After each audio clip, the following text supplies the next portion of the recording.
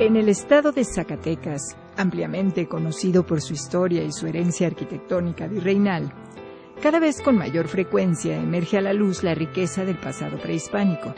Pertenece a la región conocida como el Occidente de México, una zona fronteriza entre la Mesa Árida del Norte y las grandes culturas mesoamericanas. El Cerro del Sombrero, en los límites entre Zacatecas y Jalisco, es un punto emblemático en el paisaje del municipio de Teúl de González Ortega. Las recientes exploraciones arqueológicas han revelado que ahí existió un asentamiento prehispánico durante al menos 1800 años, del siglo II antes de nuestra era hasta el siglo XVI, lo que lo convierte en uno de los sitios más antiguos y más largamente poblados de Mesoamérica.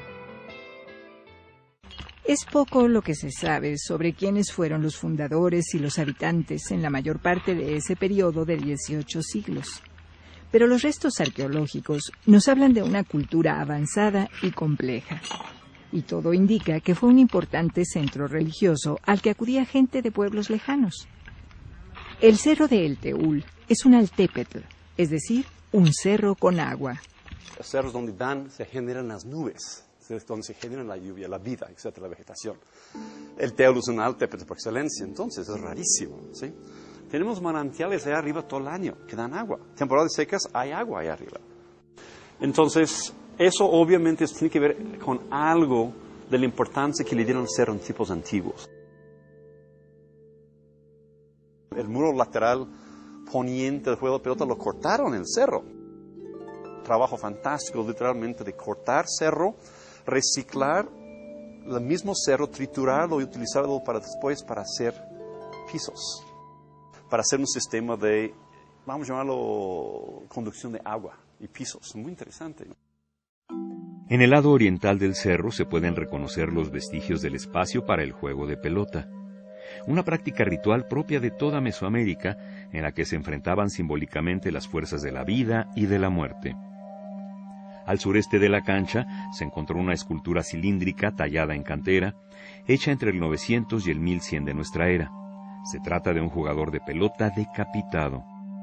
Existe la hipótesis de que tenía intencionalmente esa característica para colocar encima la cabeza de los jugadores que serían ritualmente sacrificados. La escultura mide casi 2 metros y pesa alrededor de 1 tonelada. Hasta el momento se han localizado 7 tumbas de Tiro en el Teúl. Y bueno, la tradición de tumbas de Tiro es un rasgo muy característico del occidente de México para estas fases tempranas. Son excavaciones circulares aproximadamente de entre 80 y 1 metro de diámetro, ese es el promedio. Posteriormente un acceso y una cámara mortuoria que puede variar en forma y en tamaño dependiendo de las características del tepetate. Estamos dentro de lo que es la cámara mortuoria. Y lo que es muy impresionante de estas construcciones es si nos ponemos a pensar que en esa época no contaban con herramientas de metal con las que hacer una excavación de este tipo, simplemente son herramientas de piedra y de hecho podemos ver en los muros algunas huellas de los hachazos o mazazos de piedra que dejaron al hacer esta construcción. Entonces más o menos estamos hablando de 1 siglo o 2 antes de Cristo. Se recuperaron cuentas de concha marina, se recuperaron cuentas de piedra, también restos de anillos de Atlatl, restos de pigmentos como concentraciones de pigmentos.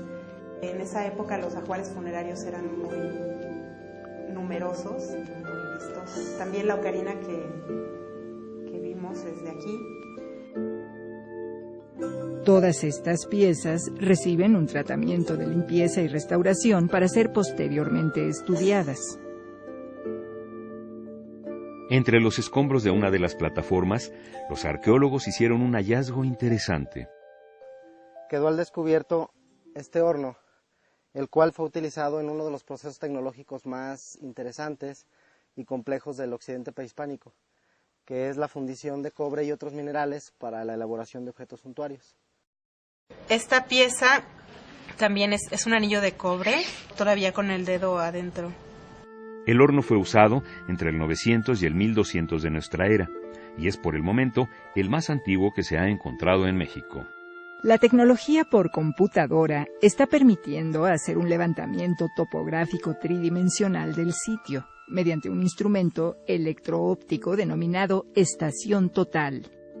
En realidad es una enorme base de datos para el futuro, para hacer un análisis de disposición arquitectónica de las estructuras a nivel sitio. Y eso va a ser muy importante en la interpretación general del asentamiento. Ya entre el siglo XV y mediados del XVI, los últimos habitantes de El Teúl fueron los Caxcanes. Los Caxcanes es un grupo indígena muy famoso en la historia de México porque ellos van a levantar en armas contra los españoles en 1541 en una gran guerra que se conoce como la Guerra del Mixtón. Entonces los indios amigos, los tlaxcaltecas, dicen, no queremos ir a destruir el sitio. Entonces los españoles dan licencia, los tlaxcaltecas llegan y destruyen el centro ceremonial aquí arriba, lo queman. Teúl es un pueblo mágico antiguo, porque no creo que hay muchos pueblos que tienen la larga historia de Teúl, ¿no? O sea, centro ceremonial siempre estuvo ahí arriba, desde siglos antes de nuestra era.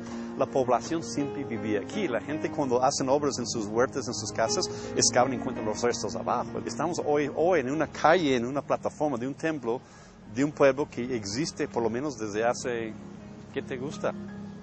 20 siglos. Quizá parte de su magia radica en esa antigüedad. Zona arqueológica del Teúl en Zacatecas, un lugar donde vives la historia.